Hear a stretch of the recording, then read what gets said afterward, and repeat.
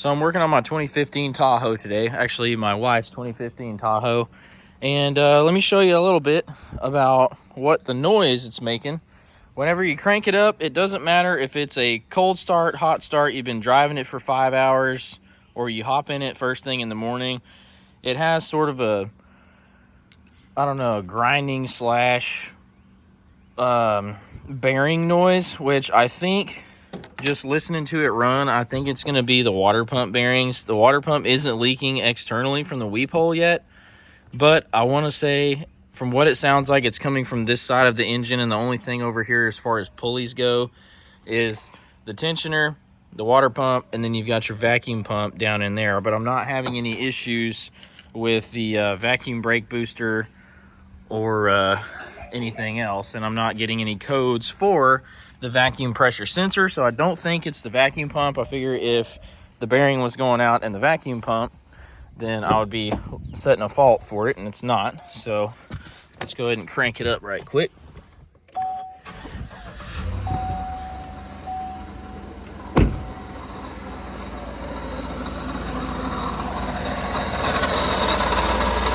So it's gotten, oh yeah.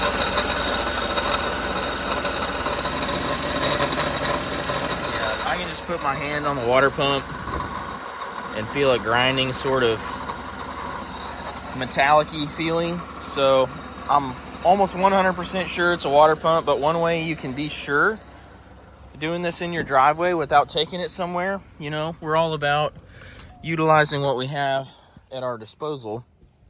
So what I'm gonna do here to just ensure that it is the water pump is I'm gonna pull the belt off, and then I'm going to spin each individual pulley or each component individually of each other without the belt on there, and see if I can find a bad pulley. So I'm going to take the belt off right quick. Stay with me. So the way you get these belts off of these L83 5.3 V8s is simply to stick a breaker bar, or in my case a 24-inch long snap-on ratchet with a very short extension on it into that belt tensioner, and you're going to want to turn your ratchet to the loosen position, because you're going to want to be turning this tensioner counterclockwise.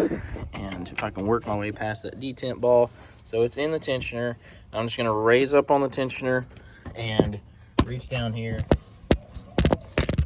and just pull the belt right off the water pump, let it down, and I'm just going to let my ratchet rest right here on the hose. There's not any load on it. That tensioner doesn't have just a ton of travel like literally everything else that I work on. So now tensioner pulley sounds fine. Let's check the water pump. Oh yeah, I think it is safe to say that the water pump is my problem. Yeah, definitely the water pump. So on these things, they sell, I've just done a little research already on Rock Auto. They sell the water pump with the whole housing and everything. Like, this water pump isn't just right here. It doesn't bolt to the front of the heads like the older generation. You can either get just the pump module, or whatever you want to call it, just the water pump, pulley, bearing, and impeller, and you actually unbolt it through the holes in the pulley, and it just comes out of this housing. You can either get it just like that, or you can get that whole housing, which there's not really a huge point to get the whole housing unless you are outfitting a new engine that doesn't have a water pump already on it. So what I'm going to do is get on Rock Auto, order me a water pump, probably order a belt, because this belt's got, let me see if I can get it on there. This belt's got a little bit of, looks like it's starting to flake off on that back side. So I'm gonna go ahead and order a new belt for it. And I know some people may disagree with me, but I am always an advocate of buying factory replacement parts, like either GM Genuine or AC Delco parts, just because that's what came on a factory. This one has lasted 150,000 miles, so that's what I'm gonna put back on it. All right, folks, well, after a brief intermission waiting on parts for my Tahoe, my parts finally showed up. So I'll show you what I ordered and we'll get this thing fixed. As we found out earlier, it was the actual water pump making that grinding bearing noise. So I ordered a genuine GM AC Delco water pump for it. Part number on that thing is 12692045.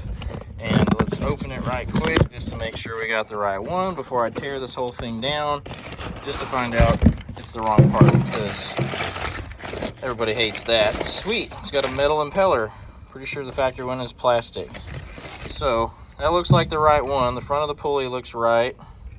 And as you can see, all your bolts are going to come out right there through the holes in the pulley, which I'm not sure why General Motors elected to do that, but they send you a new gasket with it, and your gasket looks like it's directional, so you cannot put it on backwards unless you just flat out don't put the bolts in the right holes. So there you go. Now the holes line up. So be sure you get your gasket straight, or you're not going to have a very fun time replacing it. And then I also got a Gates heavy duty belt. Even though it is in an AC Delco box, it's labeled Gates Fleet Runner. So the Fleet Runner HDs are supposed to have more service life than the standard belts. So first and foremost, what I'm going to do, I'm going to drain the coolant right quick, and then after that I'm going to remove this intake. I think it's like a baffle or a shroud or whatever. Basically it takes your crankcase vents right here and right here off of both valve covers and routes it back into the intake. There are aftermarket options to delete this, but I just haven't seen the need to do that since it's my wife's car and I don't really want to mess with that stuff. It's been running fine. So on we go. I'll show you how to drain the coolant right quick. So to drain the coolant on this thing, it took me a little bit of searching. I actually had to get on YouTube and look, because I've never actually drained the coolant on one of these cars before out of the coolant drain petcock. I've always been the type of person to just yank the radiator hose off, because most of the time I'm replacing the coolant anyway, but the coolant in this car is more than okay. I don't have any problems with reusing it, and not to mention that crap costs money. So you're gonna get right under, basically directly under the passenger side headlight. You're gonna go up under the car, and you may have to drive it up on some jack stands, but basically in this little triangle area, let me zoom out a little bit, there's the passenger tire. In this little triangle area between the splash guard on the wheel well and then this little, I don't even know what that is, that's loose, I need to tighten that up. But there's that plastic panel, and you're gonna be upside down, but you gotta take that bolt out, and then that little push lock rivet thing, and then the petcock is right up above that. So I'm gonna do that for a second. Hopefully I can show you how to do it on camera, but I'm gonna take that off right quick.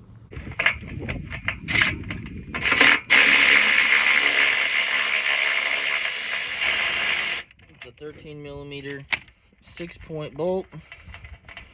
Just get it right out of there, drop it on the ground. So I'm using these body panel clip pliers. They seem to work in the past on these type of push lock clips. There it is. Okay, so there's the middle, and the back part just pulls out with the panel. So got that off. All right, so hopefully you saw that, but I'm gonna reach up in here, feel around for this drain cock right quick. There it is. So it drains straight down.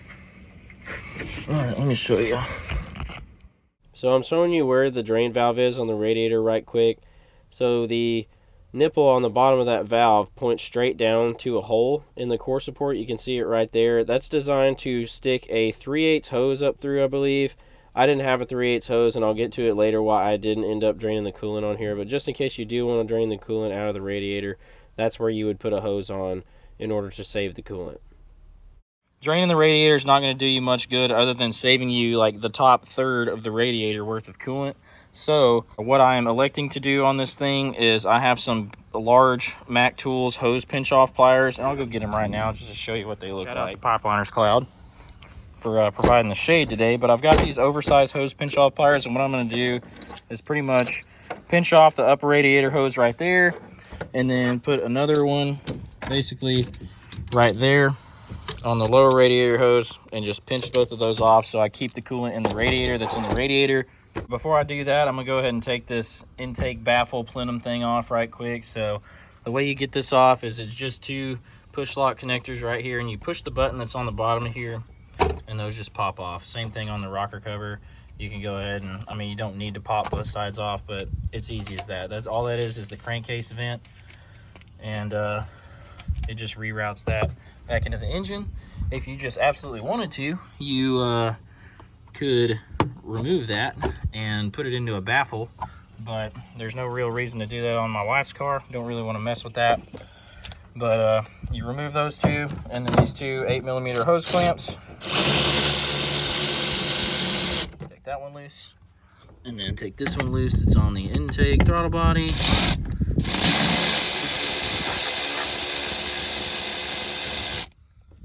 Don't have to loosen them all the way up, but this thing just pops off just like that. It pops off the throttle body, and then pops off the intake. And come on now. Oh my goodness, dude. This right here, folks. Oh my goodness, dude. That right there is why you don't take your car to oil change places and have them check your damn air filter. What the heck, dude? That bolt's not even in the cover, dude. Thanks, Take 5 Oil Change. I got 1 bolt holding my intake cover on. Glad I saw that, dude. Luckily, my wife doesn't drive on any dusty roads or nothing, so I'm gonna have to fix that crap. I'm gonna have to call Take 5 Oil Change too and have a talk with them about that, because or just better yet, ask them not to check your air filter, because I'm not a huge fan of K&N, but we bought this car with a K&N filter in it, and it hasn't been dirty enough for me to replace it. So that's why it has K&N filters on it. Don't judge me. I'm not a huge fan of K&N products just because they dirty up your mass airflow sensors with all the oil and stuff. And what a bunch of freaking clowns, dude. They completely messed that screw up. Anyways, so that's the intake plenum. As you can see, it's got this little chamber, I'm assuming, to catch oil right there. And it runs in there, goes over into the intake tube. Same thing over here. It runs over, and then it has a hole right inside there for the intake tube. And then this whole thing is basically a muffler. It just, I don't know why Chevrolet wants their cars to be quiet. They sound cooler when they're loud, but put that over there. And that opens you up a lot more room up here to work. And I'm so glad I found that stinking intake pipe off, because this car has just been eating dirt. And like I said, luckily my wife doesn't drive just a ton of miles, dude. She only got her oil changed like a couple thousand miles ago, and luckily it's all highway miles. So I'm gonna fix that right now while I'm thinking about it. Go ahead and get my flathead out of my trusty Milwaukee pack out. That really pisses me off with you go and pay $80 or $90, $120, whatever it is, for an oil change, and then you got dudes that work there that don't even care enough to put your oil or your air filter cover on right, dude. That's a bunch of crap right there. Like I said, I'm gonna have to be making a call down there to the damn Take 5 oil change place.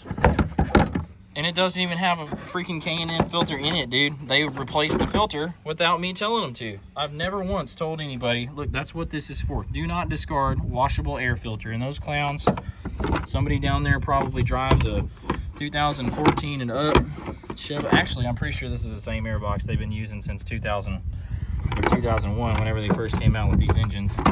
But anyways, let's take a look at what the damage is down there. Yep, completely missed the hole right there and just screwed it off onto the side. But golly, dude, there. Now I got the cover on, right? Gosh, man, that's 100% the reason I do my oil changes myself.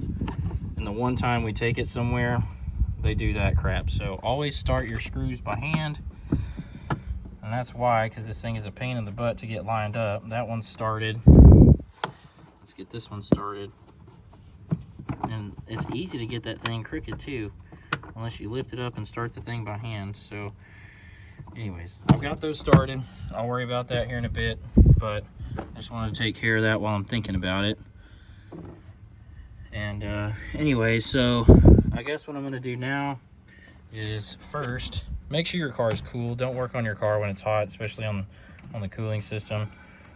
So this is a 100% pressurized cooling system, which is why it has this, well, they call it a reservoir. It used to be a recovery tank. If you had the old school type where you have a pressurized radiator cap and then it just burps into there, it used to be called the expansion tank or the recovery tank. It's where it recovers or expands coolant into, but this whole tank, all these lines, everything, it just goes down to your lower radiator hose and then runs into the bottom of your pressurized coolant tank. So what I'm gonna do, like I said, I'm gonna pinch off this hose right here.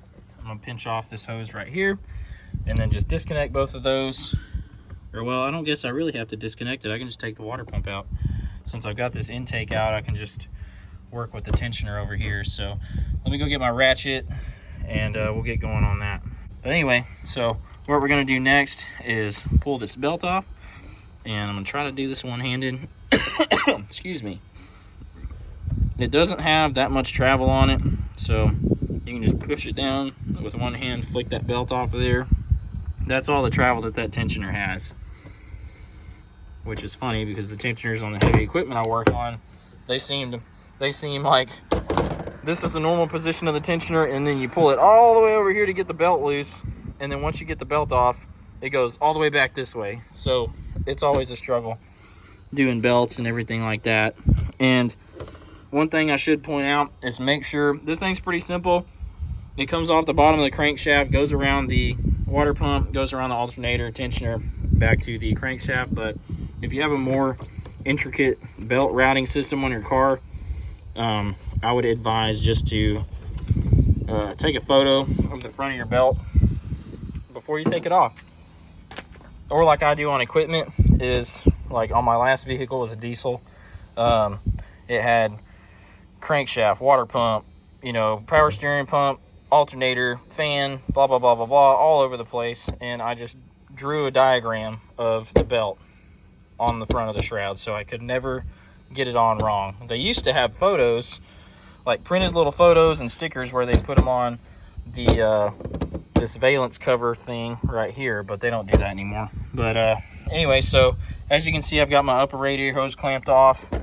This one for the lower hose is it's a little bit big, so I'm gonna have to get my smaller one to get those off. But like I showed you earlier, you're just gonna line the bolts up with your holes that are in your water pump, and then just get a socket or a ratchet or whatever, break those loose, and they're just gonna come out the pulley. So what I'm gonna do is try not to spill coolant, but I'm gonna get my huge drain pan. You can also get a like a Rubbermaid tote or something like that, and just throw it under your car so you don't get a bunch of coolant on the ground.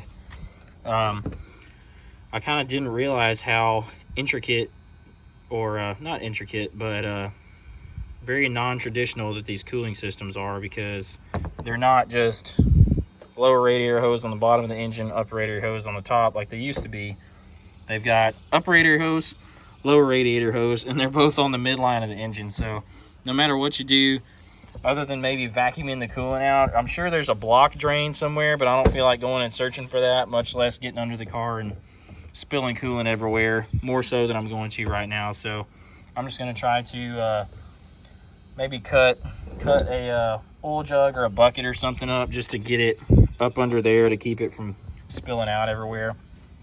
Because if you couldn't tell, I'm trying to get my grass growing right here. You see my little runners coming over here, stretching over here into the bald spot, and I don't want to get coolant into my yard. So I'm gonna go get my other pliers and pinch this off right quick, and then I'm just gonna go for it and yank that water pump out.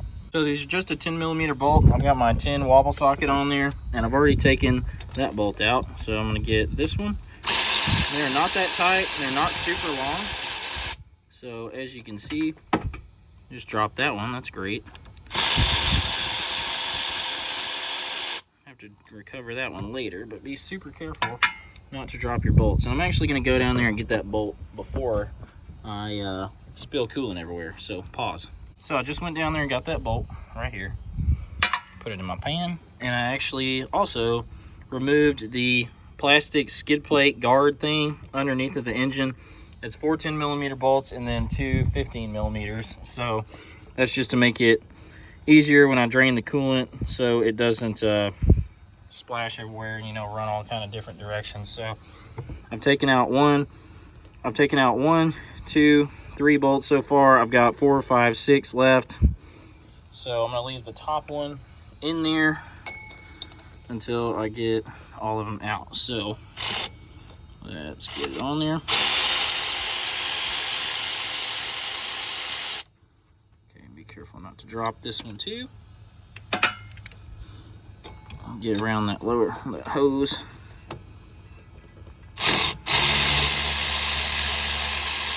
It's already starting to dribble coolant out, so okay. So I may have to stop and you know, take a break and put this water pump in, but I'm gonna try to let this coolant drain out as in a controlled fashion as possible, just so it doesn't run everywhere. I've got my drain pan up under there, and I was kind of hoping I wouldn't have to waste coolant, but my drain pan is dirty and full of mud, so you maybe could do this differently than I have. So if you have, feel free to leave a comment and tell me how you did it where you didn't lose all your coolant. So I'll leave that right there. Set this ratchet off to the side. Take that bolt out. 1, 2, 3, 4, 5, 6 bolts. And I'm gonna go get my other water pump. Be sure my gasket and stuff is lined up, and I'm gonna get it replaced. So I've got my new water pump right here. I can't really tell what orientation this back part is until I get it off. So I'm just gonna, hopefully I don't spill coolant all over the world. Okay, so that's not bad. I'm not losing just a ton of coolant. Wipe that old gasket off. It wasn't rubber. That's weird. So it looks like the water pump case is just doweled, which that's what this hole right here is for at the end of my finger, and that's going to go up towards the top. So try to get this gasket in there without pinching it. And it's a metal gasket too, so you don't have to worry about cleaning any gasket material off. Just wipe that off and get the big chunks off. Okay, so wipe off your gasket surface, make sure it's good and clean. And I didn't lose very much coolant. I didn't need to buy, like I was going to lose all 4 gallons of coolant out of here. It actually only leaked about a gallon. So like I said, I'm going to get my dowel lined up on the top and get this puppy put in there just like so. Line up my dowel over here to the side, see if I can eyeball that dowel into place.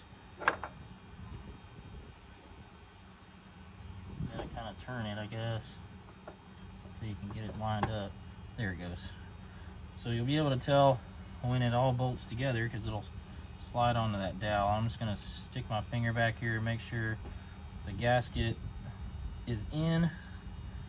You'll be able to tell when you put your bolts in. If your bolts aren't going in easily by hand, then that means your gasket has been disrupted on installation. And this would be a perfect opportunity for some magnetic 10mm sockets, but I don't have those. So we're going to line up our holes with the pulley, ease the bolts up in there, start them by hand, and I'm going to run the bolts in until they touch by hand. And I'm going to get 2 in there. This one's right next to that dowel, so I'm just going to make sure that that one goes in smoothly, and it did. I'll get the bottom one started. Let's see, let's get it going in there. And I'm not lined up with the hole. So that's what I was talking about. Looks like my gasket's not lined up on the bottom, so I'm going to have to take it back apart, sort of, try to see what's going on. Looks like my gasket's just kind of shifted over a little bit. So it's not sticking out on the top, so I'm going to loosen this top bolt just a hair. That way I can get that gasket lined back up in the right spot. I really wish they would make it where you could replace the water pump without having the pulley on there and just put the pulley on after the fact. That would make it a heck of a lot easier. Yeah, my gasket was just pushed over just a hair, so that's probably why the bolt hole wasn't lining up. And get my pulley line back up with the bolt hole. This is probably the easiest water pump I've ever replaced, to be honest.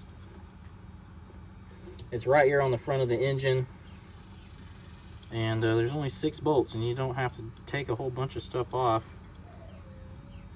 to get it where you need it.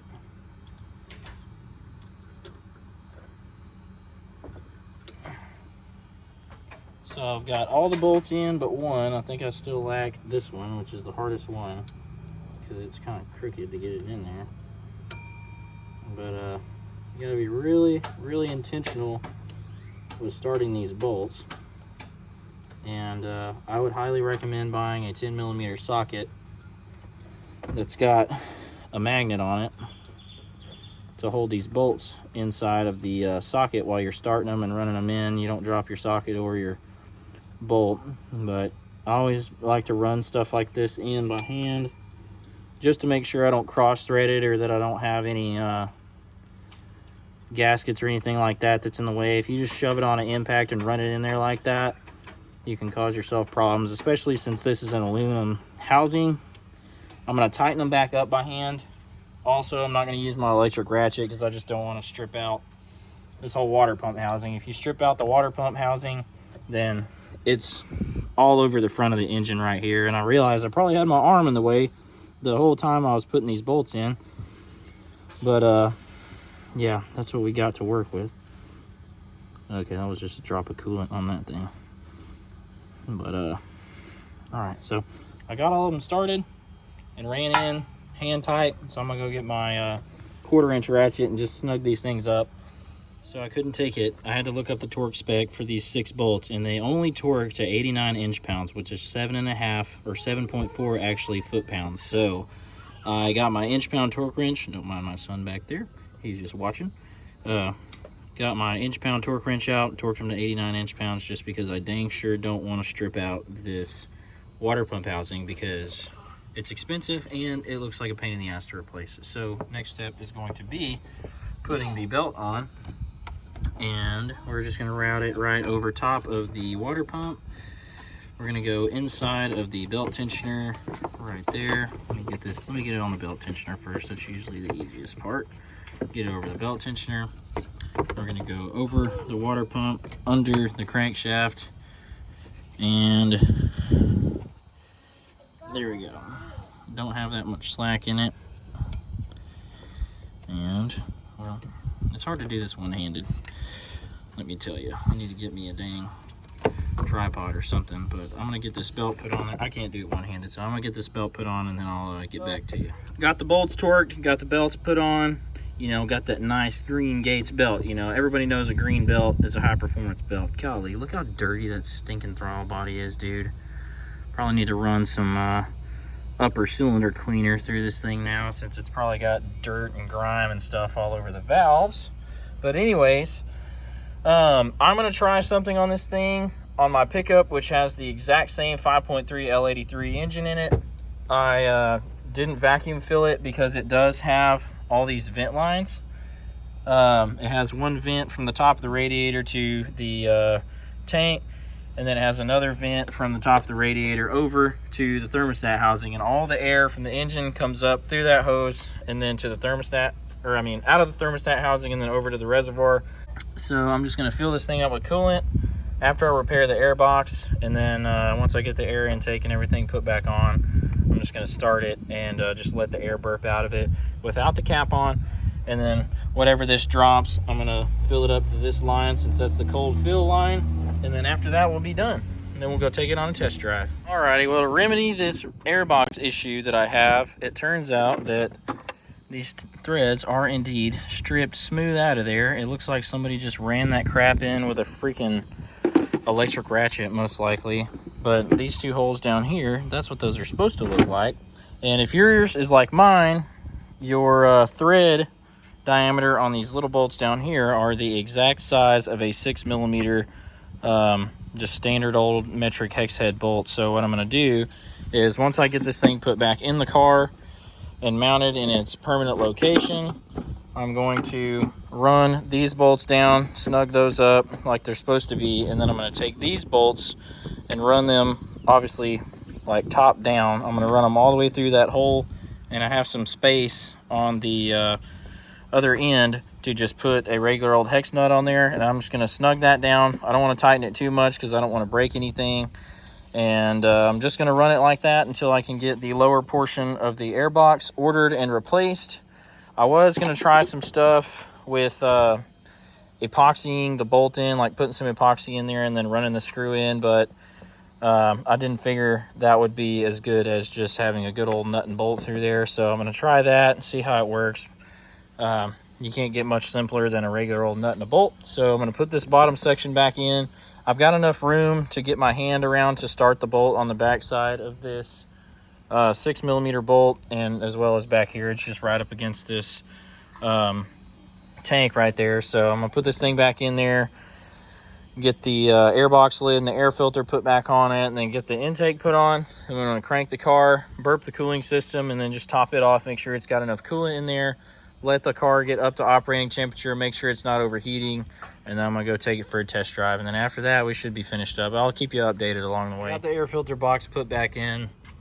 As you can see, I've got my hex bolts in there. I ran those all the way through both ears of the bottom cover and the top cover, and then just put a bolt on the other side. I actually double nutted the bottom just so I know it won't come loose on me, because I do not want this engine sucking any more air than it already, or sucking any more dust in there than it already has.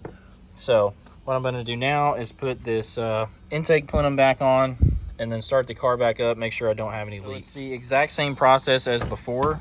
You're literally going to stick it back in there, but do the reverse process of removing it. So that's pretty easy. I'm going to start it with getting that hose onto the airbox.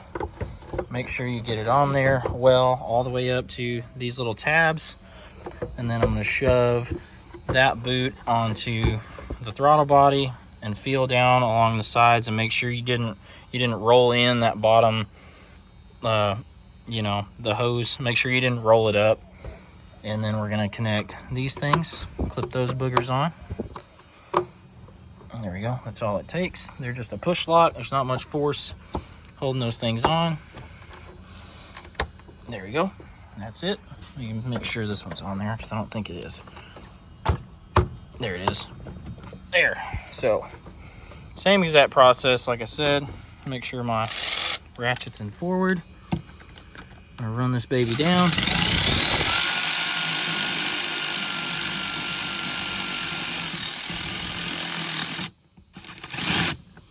And come on.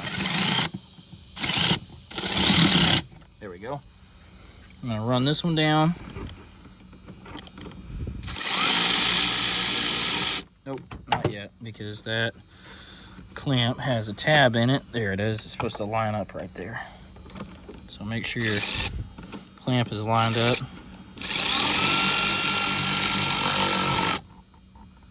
Come on. Okay, you don't have to get it super tight. Just make sure it's not going to come off. Give everything the yank test. That's not going to come off. Make sure those are on too, because if either of those comes off, it's going to suck raw air into your engine. So, all right, got everything out of the way. Make sure I got all my tools out of the way and picked up. Make sure I got my clamps off. Put my tools over here. I'll go ahead and leave the drain pan under there just in case I do have a leak. It'll catch it.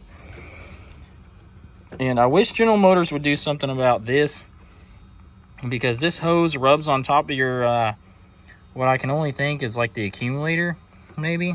I don't know what this little thing is. Maybe a muffler. Not really sure. But it's on the low side, so that stuff is coming back to the compressor. But that hose sits there and rubs on there, and this car has 165,000 miles on it. So obviously, it's not that big of a problem, but I would like to see, just better fit and finish than that. Come on, GM. So I'm gonna get the where's the key for it? Snag my fob. Go ahead and start this puppy up.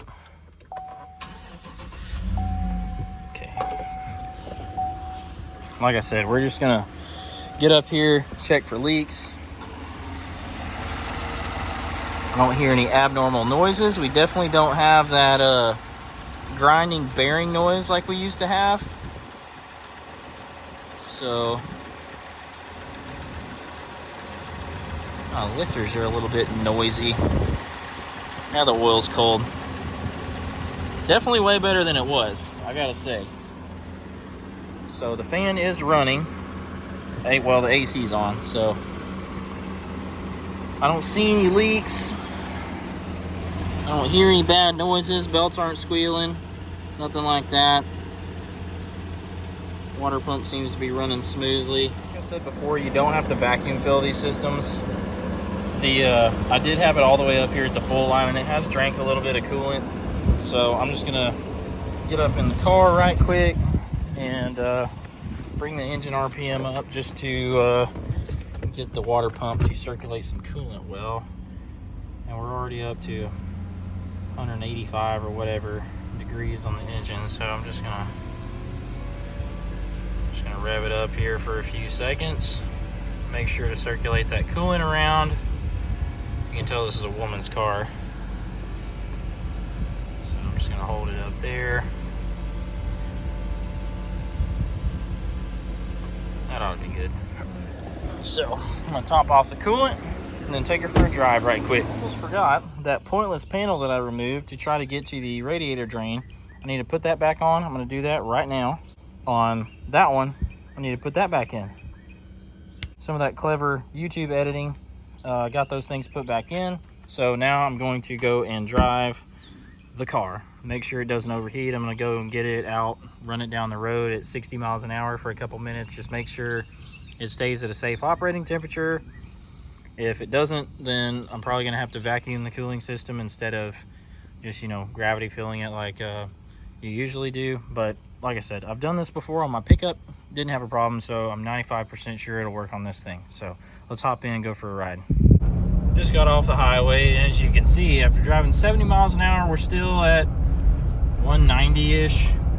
Roll that window up right quick. So we're still holding steady, right in the middle of the operating range like we're supposed to be. And I would call that a successful repair. I don't hear any bad noises or anything like that. When I stop, I'm gonna get out and check the coolant level just to make sure we haven't lost any air bubbles haven't come out of there and caused us to lose coolant. But other than that, man, I'd call this a job well done. Just got back to the house, and I'm sure you can hear there is a storm rolling in. So luckily I got that thing done when I did. Just one final check for leaks, and I don't see anything. Everything's dry, and my coolant bottle is still full. Yeah, you still see it in there. So it did drop just a hair, but that's pretty normal whenever you have systems open. Usually once you get them up to highway speed, the thermostat will open, and then all your air pockets and everything will come out once that thermostat opens up. So I think this one has a factory 194 degree thermostat, if I remember correctly. So that was lightning, so I'm going to be going inside. So that was a job well done. Thanks for watching the Shade Tree Certified YouTube channel and this little repair that we had going in here. It wasn't anything crazy. The worst part of it, honestly, was finding out where and how to drain the coolant, which it turns out on these, you really can't. Unless you're pulling the radiator, there's not really a need to. You're just going to have to kind of bust hoses loose and kind of deal with what comes out, is basically what I found. I had those two hoses clamped off, and I only lost about a gallon of coolant. Everything stayed in the radiator that was in the radiator, so that's probably the best way to approach this. You can get some of those pinch-off pliers from Mac Tools. That's the brand I have, or there's several other companies that make them. I'm sure you can find something on Amazon that's 20 bucks. I think mine are about $50 a pair for those big ones like that, and then I think they're 35, 40 bucks for the medium pair that I use. So I use one big one, one small one, and like I said, I didn't lose that much coolant. I didn't need to buy the whole 2 gallons of concentrated coolant. So unless you're servicing your cooling system, you could probably just throw a clean drain pan up under it, like a Rubbermaid tote or something like that. Go spend 10, 20 bucks at Home Depot or Walmart. Just get you a big tub to stick under there. That's cheaper than going and buying a big drain pan from somewhere. So like I said, that's a job well done. Repair complete. It's pretty good for 165,000 miles on it. I honestly have never replaced a water pump on an L83 engine, and it kind of threw me for a loop whenever it first started making that noise. I thought it was a lifter because, you know, these LS engines have all kinds of lifter issues, and I was really dreading, like, gosh dang, dude, I got a lifter that's collapsing or something, you know, a lifter wheel binding up or getting stuck. So I'm glad it wasn't that. It ended up being, I think, an $87 water pump is what I paid for the OEM brand. So it's starting to rain on me, so I'm going to end it off right there. Thanks for watching the Shade Tree Certified YouTube channel. I'll see you on the next one.